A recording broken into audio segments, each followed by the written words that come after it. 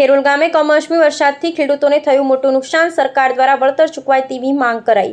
હાલમાં કમોસમી વરસાદથી જગતનો તાત ખેડૂતો ચિંતાતુર બની ગયો છે અને ખેડૂતોને મોઢામાં આવેલો કોળિયો છીનવાઈ ગયો છે। ત્યારે વાવ, થરાદ અને બનાસકાંઠા જિલ્લાના ખેડૂતો કમોસમી વરસાદથી ખેતરોમાં થયેલ નુકસાનની હાલત જોઈ રડી પણ નથી શકતા। છેલ્લા એક અઠવાડિયાથી સતત માવઠાના લીધે મગફળી, કપાસ જેવા અનેક પાકોમાં મોટું નુકસાન થવા પામ્યું છે અને પાક સંપૂર્ણપણે નાશ થવાથી ખેડૂતોના દર્દ હૈયાથી છલકાઈ ગયા છે અને હવે સરકાર એક જ સહારો બને તેવી માંગ કરવામાં આવી છે।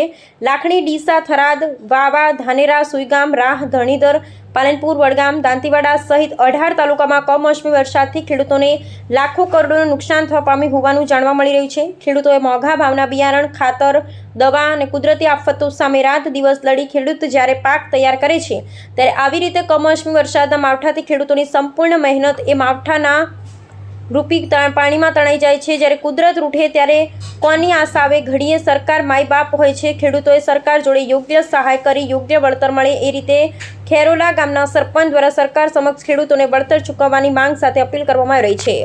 પ્રભારી હેમાભાઈ કરશનભાઈ ખેરોલા, સરપંચ શ્રી ખેરોલા, મારા ગામમાં 75 થી 80% મગફળીનું વાવેતર છે અને 75 થી 80% મગફળી બધી ખોદેલી જ હતી અને બધી મગફળી નાશ થઈ ગઈ છે અને આટલો મોંઘો બિયારણ કે કટ્ટા પાછળ લગભગ 6 થી 7 હજાર ખર્ચો થાય છે। એ ખર્ચાને વળે એમ નથી અને મારી વિનંતી છે સરકારશ્રીને, સરકારશ્રી જે સર્વે કરાવે અને દરેક મીડિયા મારફતે સરકારશ્રીને રજૂઆત કરાવે, બધા ગામો ગામ રજૂઆત કરે, સરપંચશ્રીઓ બધા રજૂઆત કરે અને આ લાખણી તાલુકાના તમામ ગામોમાં નુકસાન છે। મારા એક ગામ નથી, બિયારણને વળે એમ નથી, ચોથે ભાગે જે ભાગ્યા છે એમને બિચારાને મજૂરીને વળે એમ નથી અને સરકારશ્રીને વિનંતી છે કે સર્વે કરાય અને સાચા ખેડૂતને પોતાનો હક મળે અને એના માટે સર્વે કરી અને સહાય જેટલી આપે એટલી ઓછી છે।